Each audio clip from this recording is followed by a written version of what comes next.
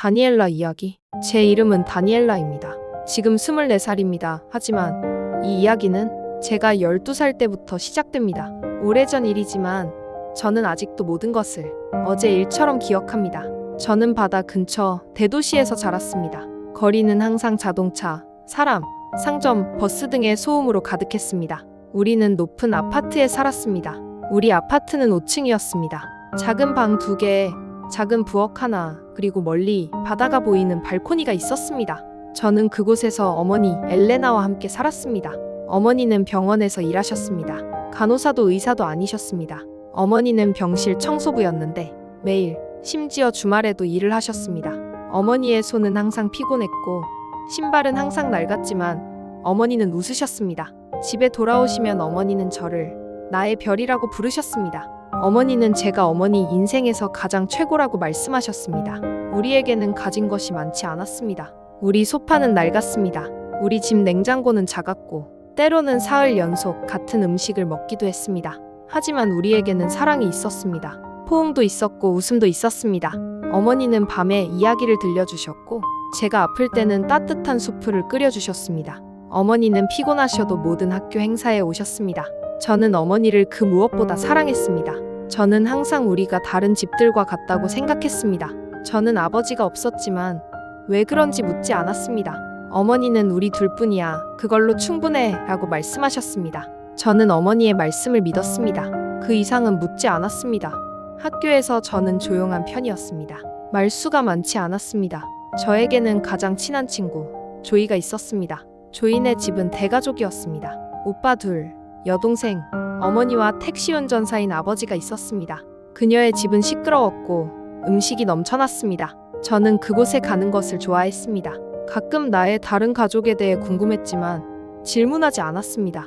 어머니의 마음을 아프게 하고 싶지 않았어요. 그런데 어느 날 모든 게 바뀌었어요. 13번째 생일을 앞둔 토요일 오후였어요. 어머니 옷 깨는 걸 돕고 있었어요. 햇살이 창문으로 들어왔죠. 그때 한 이웃이 찾아왔어요. 테레사라는 할머니였어요. 아래층에 사셨는데 항상 제게 쿠키를 가져다 주셨어요. 그날 할머니는 저를 보고 이상한 말을 하셨어요. 다니엘라가 아빠를 정말 많이 닮았어. 정말 놀라울 정도야. 라고 말하며 웃었어요. 저는 손에 들고 있던 셔츠 개는 것을 멈췄어요. 어머니의 얼굴에서는 미소가 사라졌어요. 테레사, 어머니가 조용히 말했어요. 얘기하지 마세요. 테레사는 당황한 표정이었어요. 아, 알고 있는 거 아니었어? 어머니는 고개를 저었어요. 이제 12살이에요. 테레사는 이제는 알 때가 되었다고 말했어요. 저는 아무 말도 하지 않았어요. 손이 차가워졌고 심장이 빨리 뛰기 시작했어요. 내가 뭘 알아야 해요? 내가 물었습니다. 방 안은 조용했습니다. 어머니는 나를 바라보더니 바닥을 바라보았습니다. 테레사는 당황한 듯 보였습니다. 일어서더니 가봐야 한다고 말했습니다. 나는 그녀가 떠나는 것을 지켜보았습니다. 그러고는 어머니에게 돌아섰습니다. 무슨 말씀이세요? 내가 물었습니다. 네, 아빠는 누구세요? 어머니는 천천히 앉으셨습니다. 피곤해 보였고 두려워 보였어요. 아직 말하고 싶지 않았다. 어머니가 말했습니다. 적절한 때를 기다리고 있었어. 지금 말해주세요. 내가 말했어요. 내 목소리가 떨렸습니다. 어머니는 부드럽게 나를 바라보았습니다. 넌 내가 낳은 게 아니야. 어머니가 말씀하셨습니다. 다른 사람이 낳았는데 난 내가 아기였을 때 입양했어. 어머니의 말은 내 피부에 쏟아지는 차가운 물처럼 느껴졌습니다. 어머니를 빤히 쳐다보았습니다. 무슨 말씀이세요? 내가 물었어요. 병원에서 어떤 여성을 만났는데 아기를 기르고 싶어 하지 않는다는 것을 알게 되었어. 그녀가 말을 이어나갔습니다. 그녀는 어렸고 혼자였어. 아이를 낳은 후 두고 떠났지. 이름도 안 지어줬어. 그날 내가 거기에 있었어. 널 품에 안았어. 뭔가를 느꼈고 널 보낼 수 없었어. 어머니가 내 진짜 어머니가 아니에요? 이렇게 묻는데 갈라진 목소리가 나왔습니다. 내가 내 어머니야. 그녀가 말했다. 내가 널 키웠어. 사랑해줬고. 다만 내가 널 낳은 건 아니야. 나는 일어섰습니다. 하지만 다리가 풀렸어요. 벽이 무너지는 것 같았어요. 어머니는 내게 거짓말을 했어요. 내가 말했습니다. 이 모든 세월 동안 거짓말을 한 거예요. 그녀의 눈에 눈물이 고였습니다. 나는 단지 너를 지키고 싶었을 뿐이야. 진짜 어머니를 찾고 싶어요. 내가 말했습니다. 어머니를 보고 싶어. 왜 나를 버렸는지 묻고 싶어. 어머니는 거절하지 않았어요. 말리지도 않았어요. 그 여자의 이름을 알고 있어. 어머니가 조용히 말했습니다. 하지만 한 번도 그녀에게 연락하지 않았어. 나는 그게 옳다고 생각하지 않았다. 나는 대답하지 않았어요. 나는 방으로 가서 문을 닫았습니다. 그리고 밤새도록 울었습니다. 베개는 눈물로 젖었어요. 저녁도 먹지 않았습니다. 어머니와 한마디도 하지 않았고요. 아침에 나는 작은 가방을 챙겼습니다. 나는 옷과 저축해둔 돈을 넣었습니다. 어머니는 내가 준비하는 것을 지켜보셨습니다. 어머니는 주소가 적힌 종이를 주셨습니다. 나의 생모는 엘머스 베이라는 마을에 산다고 알려주셨습니다. 여기서 2시간 거리라고 하셨어요. 나를 못 가게 말리실 거예요. 내가 물었습니다. 아니, 어머니는 하지만 조심하거라 라고 말씀하셨어요. 나는 집을 나섰습니다. 나는 어머니를 껴안지 않았습니다. 작별 인사도 하지 않았습니다. 나는 엘머스 베이로 가는 버스를 탔습니다. 나는 창가에 앉아 건물들이 스쳐 지나가는 것을 바라보았습니다. 내 마음은 질문으로 가득 찼습니다. 내 생모는 누구일까? 왜 나를 떠났을까? 그녀는 나를 생각해 본 적은 있을까? 내가 도착했을 때 나는 종이에 적힌 주소로 걸어갔습니다. 흰 벽에 파란색 문이 있는 작은 집이었습니다. 노크를 했습니다. 한 여자가 문을 열었습니다. 40살쯤 되어 보였습니다. 머리는 짧고 검은색이었습니다. 그녀는 나를 보고 놀란 듯 했습니다. 무슨 일이시죠? 그녀가 물었습니다. 제가 당신 딸인 것 같아요. 내가 말했습니다. 그녀의 얼굴은 아무 변화가 일지 않았습니다. 그녀는 몇 초 동안 아무 말도 하지 않았습니다. 그러더니 들어와요 라고 말했습니다. 집은 깨끗했지만 작았습니다. 벽에는 사진들이 걸려 있었습니다. 물론 내 사진은 없었습니다. 그녀는 나에게 물 한 잔을 주었습니다. 우리는 작은 테이블에 앉았습니다. 널 낳았을 때 난 아주 어렸어. 그녀가 말했어요. 난 직업도 없었고 도움도 받지 못했고 무서웠어. 널 낳은 다음 날 병원을 나섰지. 왜 날 찾으려고 하지 않았어요? 내가 물었어요. 내가 없는 게 내가 더 나을 거라고 생각했어. 그녀가 말했지요. 그녀의 말은 칼날처럼 느껴졌어요. 나는 울지도 않았고 화내지도 않았어요. 그냥 조용히 앉아 있었지요. 얼마 후 그녀가 말했습니다. 돌아가. 여기엔 내 자리가 없어. 내 나름의 삶이 있고 널 돌볼 수 없어. 나는 일어났습니다. 손이 떨렸어요. 고마워요 라고 말했지만 진심은 아니었어요. 나는 문 밖으로 나왔습니다. 해가 지고 있었지요. 거리는 고요했어요. 나는 공원 근처 벤치에 앉았어요. 아이들이 놀고 있었어요. 그들을 바라보는데 뱃속이 춥게 느껴졌어요. 어디로 가야 할지 몰랐습니다. 돌아가고 싶지 않았지만 머물고 싶지도 않았습니다. 휴대전화를 꺼냈어요. 누군가에게 전화를 걸고 싶었지만 누군지 알 수 없었습니다. 결국 어머니 엘레나가 생각났습니다. 나를 키워주신 분, 곁에 있어주신 분, 모든 것을 주신 분. 죄송해요. 제가 실수했어요. 집에 가도 될까요? 라고 문자를 보냈습니다. 그리고 기다렸습니다. 공원 근처 벤치에 앉았습니다. 내 가방은 발치에 있었습니다. 하늘은 이제 어두워졌어요. 가로등이 하나씩 켜졌습니다. 답장을 기다렸습니다. 계속해서 휴대전화만 보면서요. 손이 시렸습니다. 심장이 빠르게 뛰었고요. 피곤하고 공허했습니다. 그때 마침내 휴대전화가 울렸습니다. 어머니 엘레나였습니다. 그녀의 메시지에는 그래, 다니엘라, 집으로 와. 문은 열려 있어. 조심해서 와라 라고 적혀 있었습니다. 그녀의 말을 읽자 눈물이 핑 돌았습니다. 심호흡을 하고 일어섰습니다. 어떻게 사과해야 할지 모르겠습니다. 어떻게 다시 그녀를 마주해야 할지도 모르겠습니다. 하지만 한 가지는 확실했어요. 돌아가고 싶었습니다. 작은 버스 정류장으로 걸어갔습니다. 조용했습니다. 혼자 기다렸습니다. 차가 여러 대 지나갔지만 아무도 나를 쳐다보지 않았습니다. 마치 내가 유령이 된 것 같이 느껴졌습니다. 조용하고 보이지 않는 길 잃은 유령. 버스가 도착하자 차에 올라타서 차비를 내고 창가 자리에 앉았습니다. 가는 길이 길게 느껴졌습니다. 눈은 뜨고 있었지만 아무것도 보이지 않았습니다. 오직 집 생각만 했습니다. 밤늦게 내가 살던 도시에 도착했습니다. 길은 거의 텅 비어 있었습니다. 천천히 우리 아파트를 향해 걸어갔습니다. 건물들은 이전과 똑같아 보였습니다.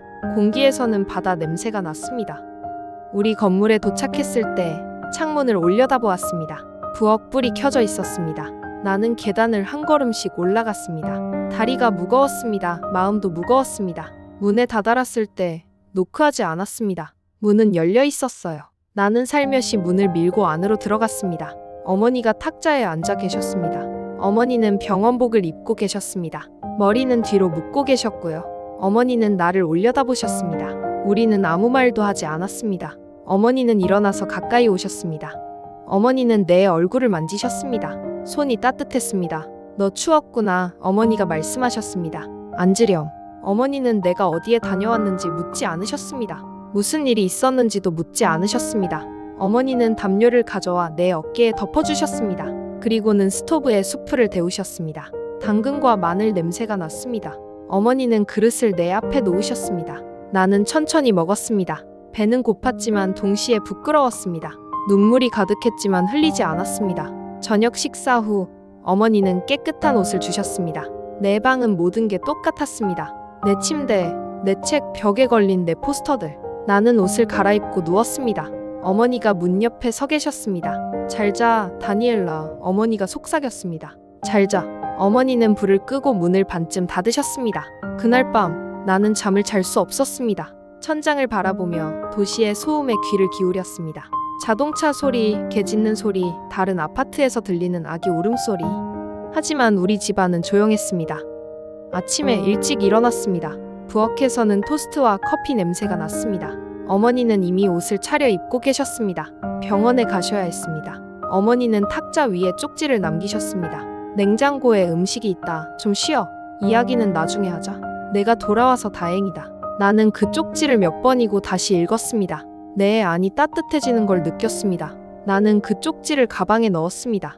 그날 늦게 방을 청소했습니다. 옷을 개서 정리하고 교과서를 펼쳤습니다. 다시 평범한 기분을 느끼려고 애썼습니다. 저녁에 어머니가 집에 돌아오셨습니다.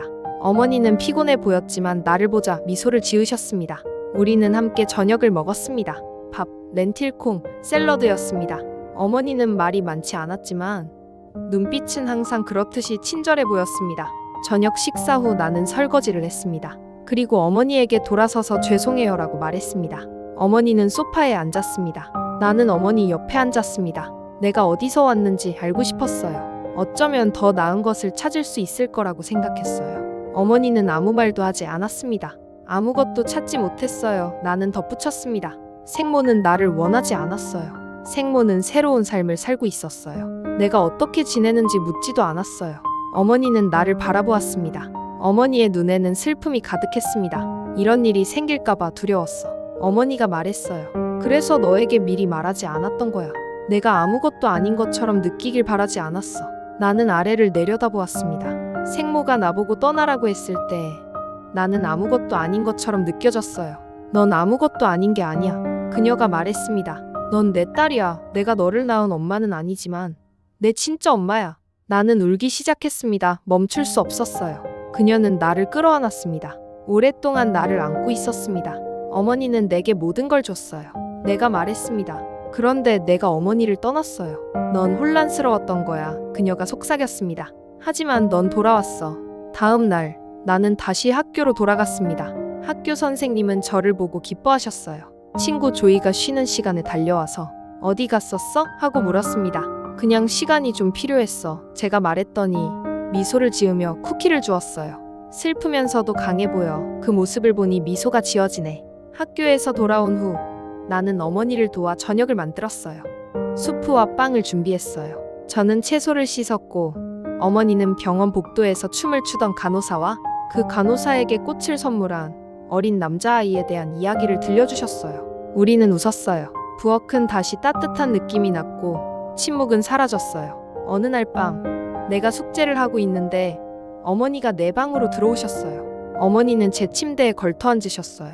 보여줄 게 있어. 어머니가 말씀하셨어요. 어머니는 작은 상자를 열었어요. 안에는 아기 옷, 아기 때 제 사진, 그리고 병원에서 보낸 종이가 들어있었어요.